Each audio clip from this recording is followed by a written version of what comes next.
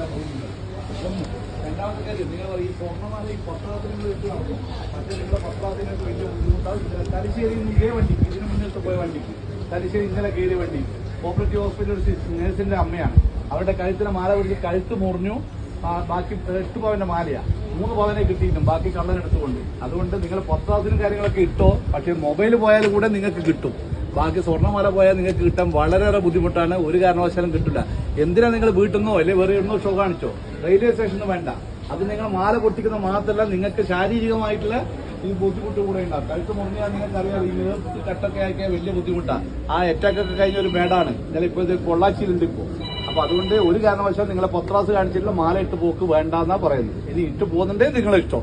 വന്ന് പരാതി കൊടുത്തേ നമുക്കൊന്നും ആക്ഷൻ എടുക്കാൻ പറ്റില്ല. ഈ നിങ്ങൾക്ക് യാത്രയിൽ ഉപകരിക്കാനുള്ള പല കാര്യങ്ങളും റെയിൽവേ ചെയ്തിട്ടുണ്ട്. നിങ്ങൾക്ക് എന്തെങ്കിലും ഒരു ആവശ്യം ഉണ്ടെങ്കിൽ തന്നെ ഇമീഡിയറ്റ് 139 എന്ന് പറഞ്ഞ ടോൾ ഫ്രീ നമ്പർ ഉണ്ട്. കേൾക്കുന്നില്ല ലേഡീസ്? ഇപ്പൊ സ്ത്രീകൾക്കെതിരെയുള്ള പരാതികളൊക്കെ കുറെ കൂടി വരികയാണ്. നഗ്നത പ്രദർശിപ്പിക്കല്, ഫോട്ടോ എടുക്കല്. കഴിഞ്ഞ ആഴ്ച മലബാർ എക്സ്പ്രസിൽ 70 വയസ്സുള്ള ഒരു അമ്മമ്മേനാണ് ഒരു സ്കൂൾ മാഷ് പീഡിപ്പിച്ചത്. ഇവിടെ വെച്ച് തലശ്ശേരി കണ്ടുവന്ന ഒരു ലേഡി പുറത്തെടുത്തിട്ട് അതിനെ അടിക്കുമ്പോഴാണ് നമ്മൾ പിടിച്ചിരിക്കുന്നത്. അപ്പോ അതുകൊണ്ട് പ്രത്യേകം പറയുന്നത്, ഇങ്ങനെ എന്തെങ്കിലും ഒരു സംഭവം ഉണ്ടെങ്കിൽ നിങ്ങൾ വിളിക്കേണ്ട നമ്പറാണ്. ലേഡീസ് പ്രത്യേകം ശ്രദ്ധിക്കുക. ആർക്കെങ്കിലും ഈ കൂടിയിരുന്നോട്ടർക്ക് അറിയാം നമ്പർ അറിയാവാ? ടോൾ ഫ്രീ നമ്പർ ആർക്കെങ്കിലും അറിയാവാ? വളരെ മോശം തോന്നുന്നത് 130. നമ്മൾ ദിവസവും തലശ്ശേരിന്നോ എല്ലാ സ്റ്റേഷനും ക്ലാസ് എടുത്ത് വെച്ചാൽ വിടുന്ന എല്ലാവരും. 139 എന്ന ടോൾ ഫ്രീ നമ്പറാണ്. ഡൽഹി 139. ഡൽഹിയിലായാലും രാജസ്ഥാനിലും UP-യിലായാലും ചെന്നൈയിലായാലും തലശ്ശേരിയായാലും മംഗലാപുരത്തായാലും ബാംഗ്ലൂരായാലും എവിടുന്നും ഫ്രീ നമ്പറാണ്. നിങ്ങൾക്ക് ഫ്രീ ആയിട്ട് വിളിക്കുക.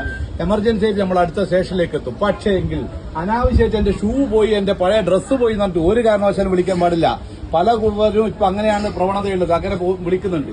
അങ്ങനെ വിളിച്ചു കഴിഞ്ഞാൽ എന്താ പ്രശ്നം ചോദിച്ചാൽ നിങ്ങൾക്ക് 3ാമത്തെ പ്രാവശ്യം നമ്പർ ബ്ലോക്കായി പോകും. പിന്നെ 4ാമത്തെ പ്രാവശ്യം നിങ്ങൾ ഉച്ചവരെ ഉടവരെ പോകുമ്പോൾ നിങ്ങൾക്ക് നെഞ്ചുവേദനയോ ഏതെങ്കിലും അത്യാവശ്യ കാര്യങ്ങൾ എന്തെങ്കിലും അനുഭവപ്പെട്ടാൽ നിങ്ങൾക്ക് വിളിച്ചാൽ കിട്ടില്ല. അങ്ങനെയുള്ള അനുഭവങ്ങൾ യാത്രക്കാർക്കുണ്ട്. അതുകൊണ്ട് റെയിൽവേ ചെയ്യുന്ന നല്ല നല്ല കാര്യങ്ങളൊക്കെ വളരെ നല്ല രീതിയിൽ ഉപയോഗിക്കുക. ഇപ്പം തന്നെ ഇത്രയും കൂടിയിരുന്ന ആളുടെ വണ്ടി വരുന്ന വണ്ടിയുടെ തല കാണുമ്പോൾ തന്നെ നേരെ അങ്ങേ ഭാഗത്ത് പോകും. നമുക്കൊരു പേപ്പറും 10 മിനിറ്റ് പോകും. നിങ്ങൾ മനസ്സിലാക്കിക്കോ. അതായത് നമുക്കൊരു പേപ്പറും 10 മിനിറ്റ് ഈ പോസ്റ്റ് ബട്ടത്തിന്റെ കാര്യങ്ങളൊക്കെ എഴുതലും അത് ബോഡി വീട്ടിൽ കൊണ്ടൊക്കെ ഇല്ലു.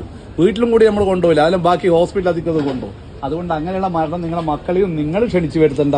തിരിച്ചറിയാൻ പറ്റാത്ത ആർക്കും കാണുന്നുണ്ടെങ്കിൽ ഞാൻ മൊബൈലിൽ കാണിച്ചു തരാം. വളരെ വളരെ ദയനീയമായ സംഭവങ്ങളാണ് ഈ അടുത്ത കാലത്ത് നടന്നുകൊണ്ടിരിക്കുന്നത്. നിങ്ങൾക്ക് ഒറ്റയ്ക്ക് ലേഡീസിനെ യാത്രയാക്കാൻ പലരും പറയും റെയിൽവേയിൽ മക്കളെ ഒറ്റയ്ക്ക് യാത്രയാക്കാൻ പറ്റൂല, അല്ലെങ്കിൽ പേടിയെ. ഇപ്പോൾ ഒരു പേടിക്കേണ്ട ഒരു ആവശ്യമില്ല. നമ്മൾ നിങ്ങളെ പിന്തുടരുന്നുണ്ട്. പിന്നെ നമ്മുടെ ഉദാഹരണത്തിൽ ഇപ്പൊ മംഗലാപുരം എന്ന് പറഞ്ഞാൽ തിരുവനന്തപുരം വരെ വരുന്ന ഒരു യാത്രക്കാരി ഒരാളാണെങ്കിൽ, സിംഗിൾ ലേഡി ആണെങ്കിൽ RPF-ന്റെ വനിതാ കോൺസ്റ്റബിൾ എല്ലാ സ്റ്റേഷനിലും പോയിട്ട് മേരി സഹേലി എന്ന് പറഞ്ഞ ഒരു പരിപാടിയുണ്ട്. നിങ്ങളെ വന്നിട്ട് എന്തോ പ്രശ്നമുണ്ടോ തിരുവനന്തപുരം എത്തുന്നവരെ നിങ്ങളോട് ചോദിക്കും. ഇങ്ങനെയുള്ള കുറെ നല്ല നല്ല കാര്യങ്ങളൊക്കെ ഉണ്ട്. അതൊക്കെ നിങ്ങൾ ഓർത്തു വെക്കുക.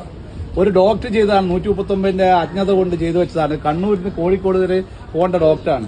എടക്കാട് നിന്ന് കയറിയതാണ് വൈകുന്നേരത്തെ പാസഞ്ചറിൽ. അവൻ നഗ്നത പ്രദർശിപ്പിച്ചു വടകര ഇറങ്ങി. ഡോക്ടർ കോഴിക്കോട് വെച്ചിട്ടാണ് പരാതി കൊടുത്തത്. ഡോക്ടർ കോഴിക്കോട് വെച്ച് പരാതി കൊടുക്കുമ്പോഴേക്ക് ഇദ്ദേഹം ഇറങ്ങിപ്പോയി. ഇതുവരെ ആളെ പിടിക്കാൻ പറ്റിയില്ല. അതേപോലെ ഇങ്ങനെയുള്ള നല്ല നല്ല കാര്യങ്ങൾക്ക് 139 നമ്പർ ഉപയോഗിക്കുക. രണ്ടാമത്തെ കാര്യം, നിങ്ങളുടെ മക്കൾ പറയും അച്ഛനും അമ്മേനോടും ഗേൾ ഫ്രണ്ടോടും ബോയ് ഫ്രണ്ടോടും സംസാരിക്കാൻ നെറ്റ് കിട്ടുന്നില്ല. ബോയ് ഫ്രണ്ടോട് സംസാരിക്കേണ്ടിയിട്ടാണ്. അത്ര അത്യാവശ്യമൊന്നുമില്ല. നിങ്ങൾ വിടണ്ട, നിങ്ങളെ വീട്ടിൽ തന്നെ ഇരുത്തിക്കും. അങ്ങനെയുള്ള മരണങ്ങളും നടന്നിട്ടുണ്ട്. നമ്മളെ അനുഭവ സമ്പത്ത് കൊണ്ട് പറയുകയാണ്.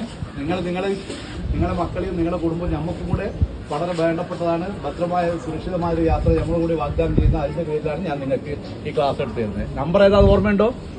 ലേഡീസ് പറ, ഏതാ നമ്പർ?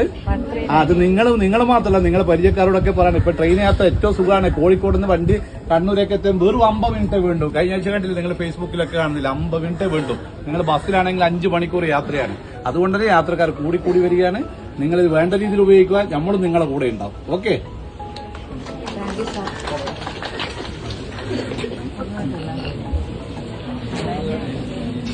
Thank you.